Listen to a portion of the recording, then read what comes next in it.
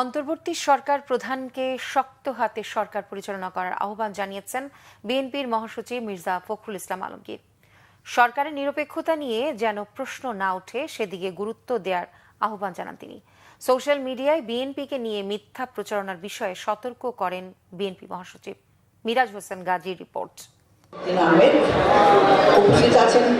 2009 সালের 25 ফেব্রুয়ারি বিডিআর হত্যাকাণ্ডের দিনটি এবারই প্রথম পালিত হচ্ছে জাতীয় শহীদ সেনা দিবস হিসেবে। এ উপলক্ষে শহীদদের স্মরণে বিএনপির আলোচনা সভা রাজধানীর ইঞ্জিনিয়ার্স ইনস্টিটিউশন মিলনায়তনে। তৎকালীন বিডিআর প্রধান শহীদ শাকিল আহমেদের ছেলেসহ হত্যাকাণ্ডের শিকার ভুক্তভোগী পরিবারের সদস্য ও প্রত্যক্ষদর্শীরা সেই দিনের ভয়াবহতা তুলে ধরেন আলোচনা সভায়। 25 তারিখ ফেব্রুয়ারিতে দরবার হলে যখন গোলাগুলি হয়, অফিসাররা আমাকে বাবাকে বলেছেন, স্যার গাড়ি রেডি আছে, আপনি চলে যান। আর বাবা তখন রেগে বলল, কেন যাব, কোথায় যাব? আমি আমার অফিসারদের ফেলায় কোথাও যাব না। তারপর বলেছে, তোমরা মৃত্যু ভয় পাও, মৃত্যু তো একদিন আসবেই।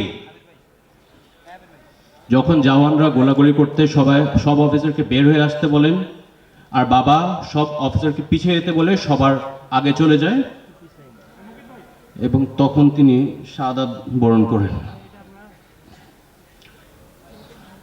নেতৃত্ব শিক্ষা এটা আমি পেয়েছি। বিডিআর হত্যাকাণ্ড কোনো হত্যাকাণ্ড ছিল, এটা পরিকল্পিত একটি হত্যাকাণ্ড ছিল, যেখানে শেখ হাসিনা সরাসরি জড়িত এবং তার নানক মির্জা আজম তাপস প্রত্যেককে। আলোচনায় বিএনপি নেতারা বলেন, তৎকালীন সরকার ও প্রতিবেশী দেশ সরাসরি এই হত্যাকাণ্ডে জড়িত। এই হত্যাকাণ্ড ঘটানো হয়েছে আমাদের সামরিক বাহিনীকে দুর্বল করার জন্যে, বিডিআর এর মনোবল ভেঙে দেওয়ার জন্যে। বিডিআর বর্ডারে অত্যন্ত এফেক্টিভ একটি বাহিনী ছিল, বিএসএফএল মোকাবেলা করেছে বলিষ্ঠভাবে, এই জন্য তাদেরকে শিক্ষা দেওয়ার জন্যেই এই ধরনের হত্যাকাণ্ডের ব্যবস্থা করেছে আওয়ামী লীগ এবং আমাদের প্রতিবেশী রাষ্ট্র মিলে। বিএনপির মহাসচিব মির্জা ফখরুল ইসলাম আলমগীর বলেন, সামরিক বাহিনীর মনোবল ভাঙতে পরিকল্পিতভাবে বিদ্রোহের নামে এই হত্যাকাণ্ড ঘটিয়েছিল দেশবিরোধী গোষ্ঠী। দেশের বিরুদ্ধে ষড়যন্ত্র এখনো চলছে, তাই কাদা ছোড়াছড়ি না করে সবাইকে ঐক্যবদ্ধ হওয়ার আহ্বান জানান মির্জা ফখরুল ইসলাম আলমগীর। যে অনেকে আমাদের সমালোচনা করে বলার চেষ্টা করছে যে আমরা নাকি শুধু নির্বাচন করছি, আমরা সংস্কার করতে চাই না। এত বড় মিথ্যা কথা, মিথ্যা প্রচারণা তারা চালাচ্ছে বিভিন্নভাবে, বিশেষ করে সোশ্যাল মিডিয়াতে, তাই না?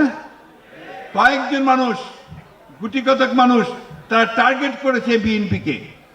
অন্তর্বর্তী সরকারের প্রধানের কাছে এই আহ্বান জানাতে চাই, আপনি শক্ত হাতে আপনার সরকারকে পরিচালিত করুন।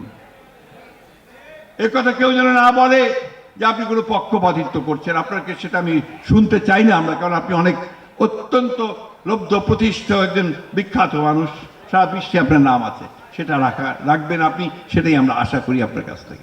গণতন্ত্র প্রতিষ্ঠার মাধ্যমে দেশ স্থিতিশীল না থাকলে সবাই ক্ষতিগ্রস্ত হবে বলে মন্তব্য করেন বিএনপি নেতারা। ধ্বংস করার জন্য চক্রান্ত তারা করেছে। মিরাজ হোসেন গাজী, বাংলা ভিশন, ঢাকা।